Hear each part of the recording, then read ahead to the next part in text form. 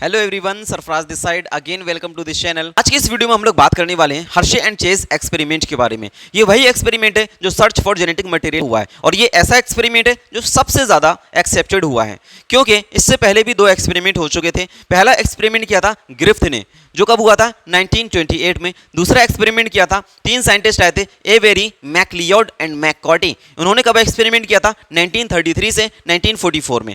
अब ये जो दो एक्सपेरिमेंट हुए थे उन दोनों एक्सपेरिमेंट्स को ज्यादा एक्सेप्ट नहीं किया गया था, लेकिन ये जो तीसरा एक्सपेरिमेंट हुआ है सर्च फॉर जेनेटिक मटेरियल का, ये सबसे ज्यादा एक्सेप्टेड हुआ है। इसको हम लोग ट्रांसडक्शन प्रिंसिपल बोलते हैं। ट्रांसडक्शन क्या होता है? Transduction is a process by which a virus transfer their genetic material from one bacterium to another bacterium. अब वो जो वायरस है जो एक बैक्टीरिया से दूसरे बैक्टीरिया को अपना जेनेटिक मटेरियल ट्रांसफर करता है, उसका नाम है बैक्टीरियोफेज। कुछ इस तरीके से हमें स्ट्रक्चर देखने को मिलता है। बैक्टीरिया की जो आउटर कवरिंग होती है वो प्रोटीन होती है, जो इनर होता है वो डीएनए होता है। अगर हम प्रोटीन की बात करें तो सल्फर कंटेनिंग अमीनो एसिड होते हैं। डीएनए के अंदर हमें नाइट्रोजन बेस, शुगर और फॉस्फेट मिलता है, एज यू नो। अब अगर हम बात करें यहाँ पर कि ये किस तरीके से इन्फेक्ट करेगा, जैसे ये बैक्टीरियोफेज किसी ई कोलाई के साथ, कोई भी बैक्टीरिया हम लोग मान लेते हैं, ई कोलाई का एग्जांपल लिया है, ई कोलाई के साथ अगर ये अटैच होता है तो अपना जेनेटिक मटेरियल इसमें ट्रांसफर कर देगा। जैसे इसमें ट्रांसफर करेगा, ये ई कोलाई क्या करेगा, इसका मल्टीप्लिकेशन स्टार्ट कर देगा। जब बहुत सारे बैक्टीरियोफेज यहाँ पर अंदर जेनेटिक मटेरियल बन जाएगा तब ये रप्चर हो जाते हैं और ये बाहर आकर के बहुत सारे बैक्टीरियोफेज जो होंगे बहुत सारे बैक्टीरियाज को इन्फेक्ट करेंगे। तो इस तरीके से कुछ प्रोसेस होती है। अब जो हर्शे और चेज ने जो अपना एक्सपेरिमेंट दिया था, उन्होंने क्या किया, दो बैक्टीरियाज लिए और दो बैक्टीरियोफेज लिए। एक में रेडियो एक्टिव P32 का यूज किया, एक में रेडियो एक्टिव S35 का यूज किया। P32 को जब यूज किया, यहां पर बहुत सारा फॉस्फेट मिला जो रेडियो एक्टिव था। इस रेडियो एक्टिव फॉस्फेट को डीएनए ने कंज्यूम कर लिया।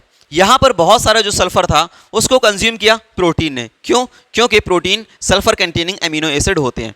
अब क्या होता है, ये जो प्रोसेस होती है तीन स्टेप में कंप्लीट होती है। फर्स्ट स्टेप होगा इन्फेक्शन। जब बैक्टीरियोफेज इसके साथ में अटैच करेगा, ये इन्फेक्ट कर दिया, इसने अपना जेनेटिक मटेरियल इसके अंदर ट्रांसफर कर दिया। दूसरा स्टेप होगा ब्लेंडिंग। ब्लेंडिंग में क्या हुआ, ये जो ट्रांसफर हुआ जेनेटिक मटेरियल, इसके अलावा बाकी का जो भी बैक्टीरियोफेज का पार्ट होता है, ब्लेंडिंग करके वो सारा का सारा सेग्रीगेट हो जाता है। थर्ड स्टेप आता है हमारा सेंट्रीफ्यूगेशन।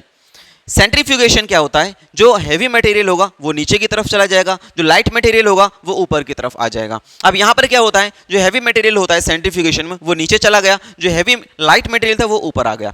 अब हर्शे एंड चेज इस एक्सपेरिमेंट के थ्रू ये बताना चाह रहे थे कि लास्ट में हमें वही चीज देखने को मिलेगी जो रेडियो एक्टिव फॉर्म में होगी और वही जेनेटिक मटेरियल माना जाएगा।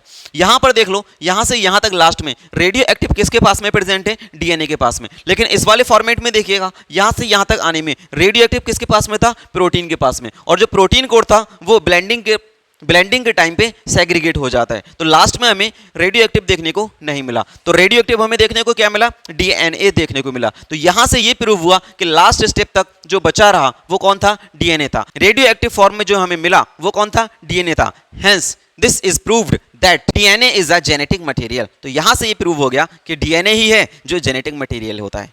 इसके अलावा हम चार पॉइंट्स और याद रखना है कि एक जेनेटिक मटेरियल, अच्छा जेनेटिक मटेरियल के क्या क्या प्रॉपर्टीज होना चाहिए। एक अच्छे जेनेटिक मटेरियल की पहली चीज क्या होगी, जेनेटिक मटेरियल के अंदर रेप्लिकेशन की प्रॉपर्टी होना चाहिए। दूसरी चीज स्टेबिलिटी बहुत ज्यादा होना चाहिए। तीसरा म्यूटेशन बहुत कम होना चाहिए। और चौथा पॉइंट क्या है कि किसी भी एक अच्छे जेनेटिक मटेरियल के पास में ये प्रॉपर्टी होना चाहिए कि वो मेंडेलियन कैरेक्टर्स को एक जनरेशन से दूसरे जनरेशन तक ट्रांसफर कर सके।